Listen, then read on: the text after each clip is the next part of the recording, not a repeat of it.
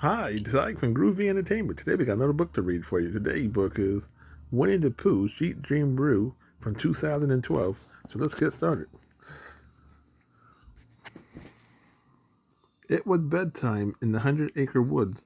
The sun had set, the crickets were chirping, and the bird was settling down in their nests for the night.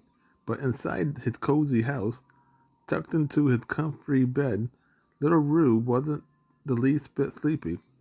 I don't want to go to sleep, Mom, he told Kinga. Please tell me a bedtime story. All right, dear, Kinga said. Here's one of your favorite.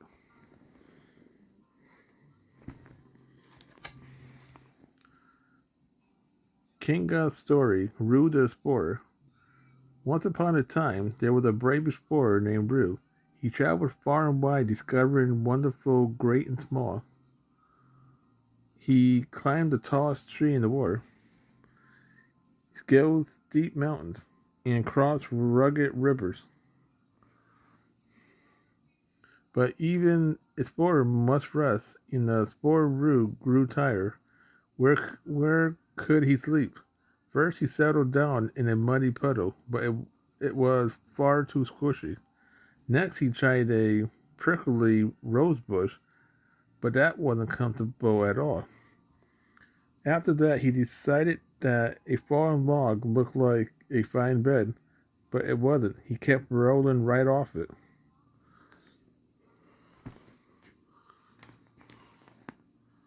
Finally, explorer Roo spied a tiny light through the trees. What could it be? He wondered with a yawn. He walked through the woods, and the light grew brighter and brighter. It was a candle in the window of a lovely little house. Explorer Roo opened the door to find his very own cozy bed. Welcome home, Explorer Roo, Mother said as he tucked him in. Good night, Explorer Roo said as he snuggled beneath the covers. The end. Good night, little one, Kinga finished. But I'm still not sleepy, Mama, said Roo. Please tell me another story. So Kinga told another bedtime tale, and then another. But even after she told every story she knew, Roo was still wide awake.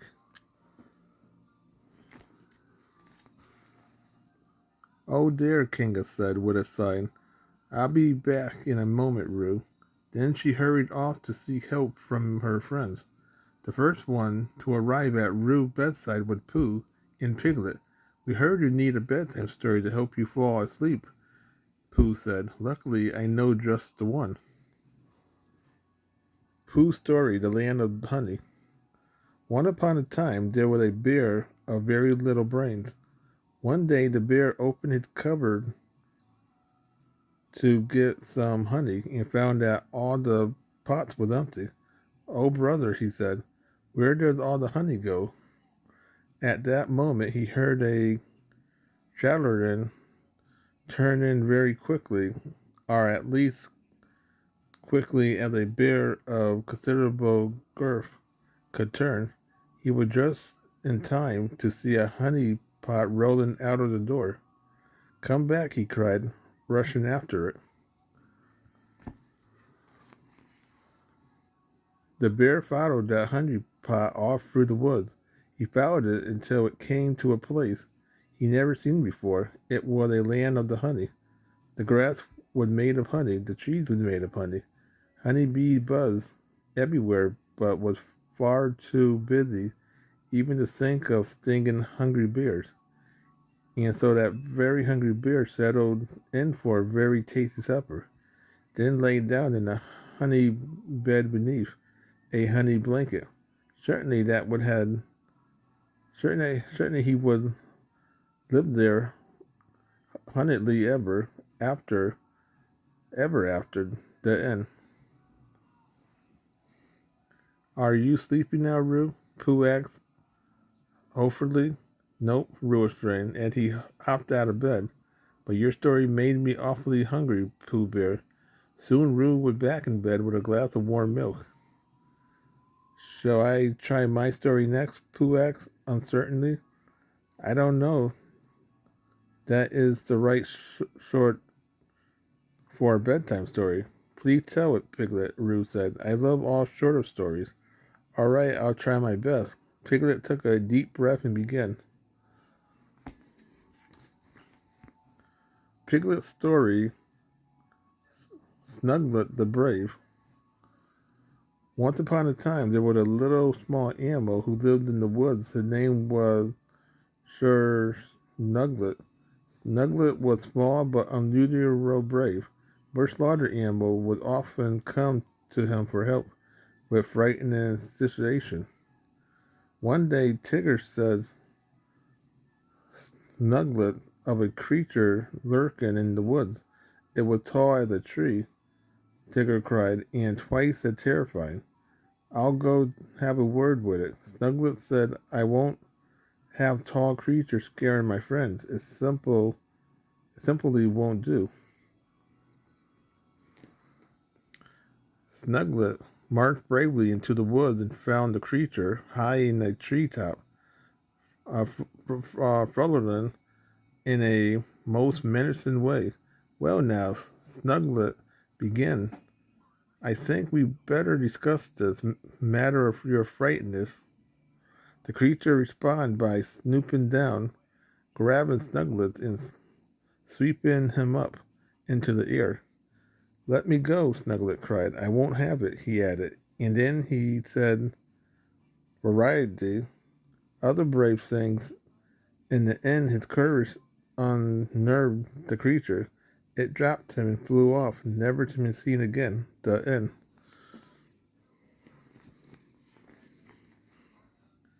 Oh dear, Piglet cried, diving underneath the bed. What a frightening story. Just then someone crashed into the room, causing Piglet to squeak in a not very brave at all sort of way, but it was only Tigger and Rabbit and Kinga right behind him. Ho, ho, ho, Tigger cried. Did I hear that somebody need a sleepiness story? Me, Roo cried happily. Do you know a good story? Do I ever, little buddy? Tigger explained. Tigger's story, The Big Race. Once upon a time, there was a race from one end of the wood to the other. The winner would get a stupendous surprise. Oh, brother, said Pooh Bear. Pooh Boy, I just filled my tummy with honey. I'm too full to race. So instead of running, he turned sideways and started rolling along like a big ball of fur. Piglet cried, I'm a very small animal.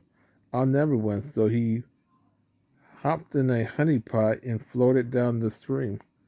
Now, old Long-Ear just ran usual his long feet and out flew through the air in the way I would do.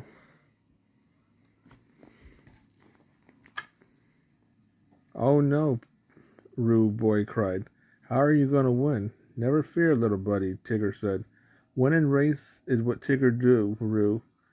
It's what Tigger and Roo do best. Shall we have a secret weapon? Rappability, also known as bouncing. Now let's go. They bounced along faster than everyone. The only question was which of the two was going to make it across the woods first. Who won? Roo interrupted. Bouncing up and down. Tigger thought for a second. Well, little buddy, nobody knows. See, they bounced it too fast for anyone to see. That's not a proper bedtime story, Rabbit complained. Instead of making Roo sleepy, you just got him up all excited. Just then, Eeyore wandered in. I know a bedtime story, he announced it. Not that anyone cares, he added. I do, Eeyore, said Roo. Please tell me your story. Okay, Eeyore said. It's not as if I have any more pressing engagement, or any engagements at all, for that matter.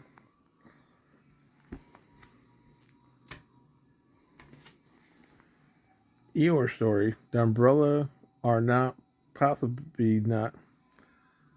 It all began on a dark and gloomy day of no predictable importance. A rather bedridden donkey would eat in the meadow when it began to rain. "Oh, brother," said the donkey, when the donkey said, though there was nobody to hear him, and me without an umbrella. He wandered off quietly, soggy and miserable by now, in search of an umbrella, but he never found one, and after a while it stopped raining and became this distressingly chilly instead. The end. "Is that it, Ruax?" Once Eeyore had finished. "Is what is, Eorak? That that is if you were talking to me at all, which would you be which would be rather surprising if you think about it. All things considered, what Pooh was feeling confused. The other friends shared the same expression. Not at all. Certainly what to think of your story.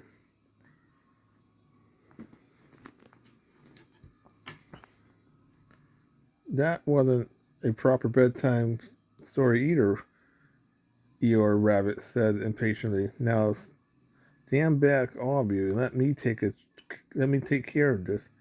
You're going to tell me a story, Rabbit? Ruax? Indeed I am, young fellow. Rabbit said it's clear. Rabbit said he cleared his throat and then began. Rabbit's story, the lazy friend.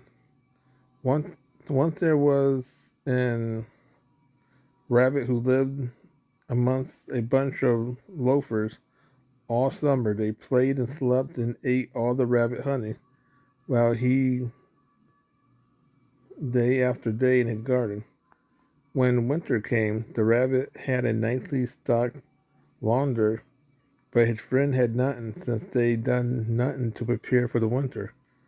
Woe we are, woe are we, they cried. We are so hungry. If only we were more like you. We have learnt our lesson. Now the rabbit was worker, hard working and kind. He took pity on them and shared. And after that, everyone worked as hard as he did. The end.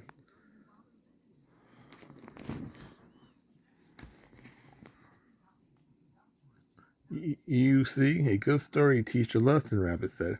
Pooh scratched his head. What was the lesson, Rabbit? Before Rabbit could answer, Owl hurried in. I hear someone is in need of a story, he said. If I may say so myself, I happen to be quite a storyteller. Now lay back and prepare to be lured into a very deep sleep. Thank you, Owl, Kinga said, although I'm beginning to fear that nothing will convince Roo to fall asleep. Once upon a time, Owl began, there was a rather handsome and educated owl. Some said he was the wisest creature to live in the woods. Others somehow disagreed, claiming that Owl's great-grandfather was ever so slightly wise.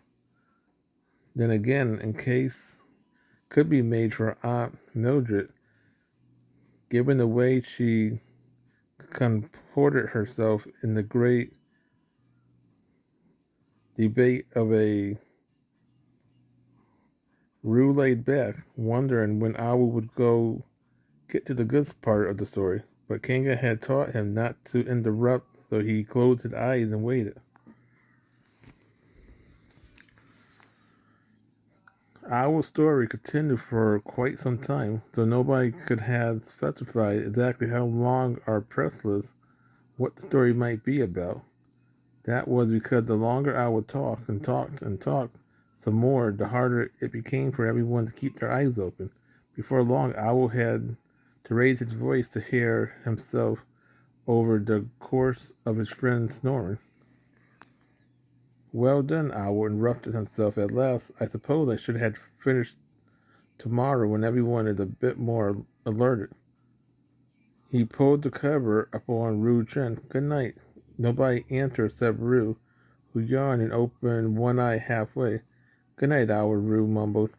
Then Roo turned over and went back to sleep, dreaming of his board, and Honey bounced and raced, and so much more. Sweet dreams, Roo.